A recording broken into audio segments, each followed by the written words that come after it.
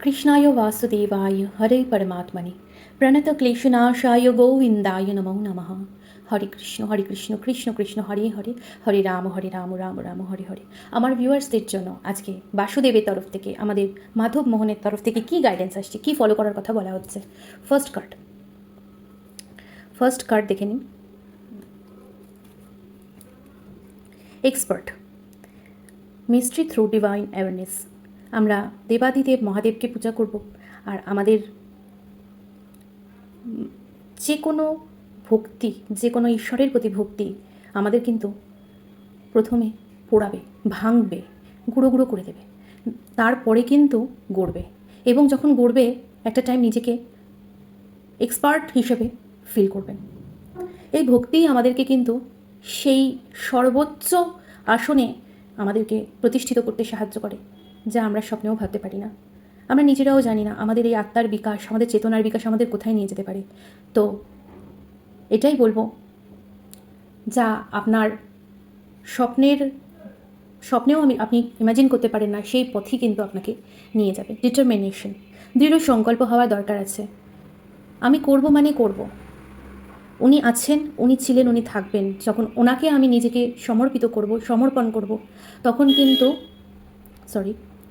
কিন্তু আর অন্য কিছু থাকতে পারে না। যাই হয়ে যাক, যেরকমই পরিস্থিতি আসুক, আমি তোমার চরণ ছাড়ব না, তোমার আঙুল ধরেই হাঁটব। উইদাউট মেটেরিয়াল প্যাশন, মানে আপনি যত সাধারণভাবে জীবনযাপন করতে পারেন ততটাই করা উচিত। উইদাউট নন অ্যাটাচমেন্ট, মানে আমরা যখন খুব সাধারণ হয়ে থাকি তখন কিন্তু তার সৌন্দর্য, তার তাৎপর্যটাই আলাদা হয়ে যায়, অসাধারণ হয়ে যায়। খুব সাধারণের মধ্যেই কিন্তু অসাধারণ লুকিয়ে থাকে। তো আমরা বর্তমানে পাওয়ার আশা, এই ম্যাটেরিয়ালিস্টিক লাইফে নিজেকে সাজাতে সব কিছু ইচ্ছার অধীন এমন হয়ে গিয়েছি, মানে যেটা আমাদের দরকার তার অনেক সীমা পেরিয়ে গিয়ে আমাদের চাওয়া পাওয়া, এবং সেটা যখন পূরণ না হয় আমরা হতাশাগ্রস্ত, দুঃখগ্রস্ত। আমাদের দুঃখের যত কারণ তো এই ইচ্ছাগুলো পূরণ হচ্ছে না বলে।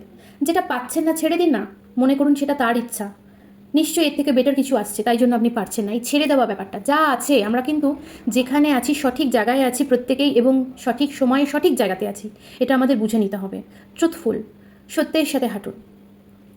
আমি যেমন নিজের অস্তিত্ব, নিজেকে রক্ষা করা, নিজের যে একটা স্ট্রেংথ, সেটা যেমন আছে সেরকমই। কাউকে বোঝানোর দরকার নেই, কাউকে বলার দরকার নেই, ব্যক্ত করার দরকার নেই, কারণ সত্যকে ব্যক্ত করতে লাগে না। সত্য মানে সত্যই। জন্মিলে মরিতে হবে, অমরকে কোথা হবে, চিরস্থির কবে নীর হায়রে জীবন নদে। তাহলে এই যে পরম সত্য, যে জন্ম নিলে মৃত্যু অনিবার্য, জল কখনোই নদীতে স্থির থাকে না, বহমান, সর্বত্র বহমান। তাই জন্য বলি যে এগুলো আমাদের ব্যক্ত করতে লাগে না, আমাদের কিন্তু এটা মানে প্রকৃতির বুকে, পৃথিবীর বুকে চিরন্তন সত্য। তো সত্যের সাথে হাঁটার কথা বলা হচ্ছে। নিজেকে আগে সত্যের সাথে চলা অভ্যাস করান। ডিজায়ারলেস, তো আমাদের ইচ্ছাগুলোকে সীমিত করতে হবে। ইচ্ছা সীমিত তখনই হবে যখন আমরা নাম জপ করব। চট করে আমরা কোনো সংকল্প নিয়ে সেখানে সাকসেস পাবো, এটা হতে পারে না। আমাদের নাম জপ বা মেডিটেশন কোনো না কোনো পথ চয়েস করতে হয়। এর জন্যই তো ভক্তি। যেদিন আপনি বুঝে যাবেন ইচ্ছা পূর্তিতে সব থেকে বেশি আনন্দ নাকি ইচ্ছা ত্যাগে সর্বোচ্চ আনন্দ, এই দুটোর মধ্যে যেদিন পার্থক্য বুঝে যাবেন, সেদিন ইচ্ছা করতে ভুলে যাবেন। আমি বলছি না যে তাহলে কি আমরা প্ল্যানিং করব না, অবশ্যই সংকল্প নিয়ে চলবো, কিন্তু ইচ্ছার পরিধিটাকে কমাতে হবে। যেমন আমরা ইচ্ছার পরিধি মানে হচ্ছে আমরা আমাদের যে পঞ্চেন্দ্রিয় আছে, যে চক্ষু, কর্ণ, নাসিকা, জিহ্বা, ত্বক, এই ইন্দ্রিয়গুলোর ক্ষমতাটা তো অস্বাভাবিক। এরাই আমাদেরকে কিন্তু মায়ায় জড়িয়ে ফেলে। তাই দেখব কম, এমন কোনো জিনিস আমি দেখব না যেটা দেখা উচিত নয়। সব দিকে তাকানোর কোনো প্রয়োজনীয়তা নেই। তাকানোটা বুঝতে হবে, দেখাটা বুঝতে হবে। সেখানে আমাকে কিন্তু একটা সামঞ্জস্য আনতে হবে। সেখানে দেখাটা কম করতে হবে, তারপর শোনাটাকে কম করতে হবে। যা কিছু শুনতে লাগবে খুব জরুরি, আমি শুনবো, অবশ্যই শুনবো, কিন্তু সব কিছু কানে এলেই যে সেটাকে আমাকে ভেতরে নিয়ে গ্রহণ করতে হবে, সেটা আমারই হাতে রয়েছে। আমি গ্রহণ করব না, ত্যাগ করব। তারপরে রইল খাদ্য গ্রহণ বা কথা বলা, জিহ্বা, এটাকে কন্ট্রোল অবশ্যই করতে হবে। খাদ্য গ্রহণও সামঞ্জস্য রেখে করতে হবে, তারতম্য রেখে কথা বলতে হবে। এবার ঘুম, আরাম, এটাকেও কিন্তু কমিয়ে দিতে হবে। যখন এই কটা জিনিস আমরা কমাবো, তখন কিন্তু আমাদের মধ্যে একটা চেতনার বিকাশ ঘটে। সাথে আমরা যদি ঈশ্বর ভক্তি করি, নাম জপ করি, হরিনাম সংকীর্তন করি, তার কিন্তু অলৌকিক একটা ফল আছে। শারীরিক, মানসিক, আধ্যাত্মিকভাবে আমাদের অফুরন্ত বিকাশ ঘটায়। আর লাস্ট কাজ, এক্সক্লুসিভ সারেন্ডার টু কৃষ্ণ। তার চরণেই, ওই যে প্রথমেই বললাম, চরণ যুগলের চরণে সমর্পিত, নিজেকে তার চরণে দিয়ে দিন যে আমার দ্বারা হচ্ছে না, আমি পারলাম না, ঠিক আছে আমি তোমায় দিয়ে দিলাম, এবার তুমি দেখো, এবার তুমি করো।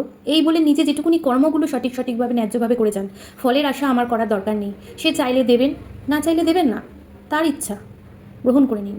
তাতে করে কি হবে জানেন, আমাদের যে কোনো কিছু না পেলে যে প্রচণ্ড কষ্ট হয়, মনে ছটফটানি হয়, এগুলো কমে যাবে, এগুলো থাকবে না। তাই বলি, তাকে সমর্পিত করে দেওয়া মানে তুমি যেমন রাখবে তেমন থাকবো। এই জীবনের শেষ নিঃশ্বাস অবধি তোমায় দিয়ে দিলাম। যখন নিঃশ্বাস ছাড়বো তখনও তোমার নাম নিয়েই নিঃশ্বাস ছাড়বো, আর নিঃশ্বাস ছাড়ার আগে অবধি তোমারই নাম নিয়ে যাব। তো এটাকে বলে ডিভোশন, এটাকে বলে সমর্পণ। যখন এভাবে আমরা কথা বলি, যখন এই ক্রিয়াগুলো আমরা করি, তখন আমাদের কিছু পেলে ভালো, না পেলে তো আরোই ভালো, মনে করবেন তার ইচ্ছে, এর থেকে বেটার কিছু আসছে, শুধু সময়ের অপেক্ষা। এগুলো বুঝতে হবে। তো তাকে সারেন্ডার করে চলুন যে ঠাকুর আমি পারলাম না, এবার তুমি যেভাবে করবে সেরকম।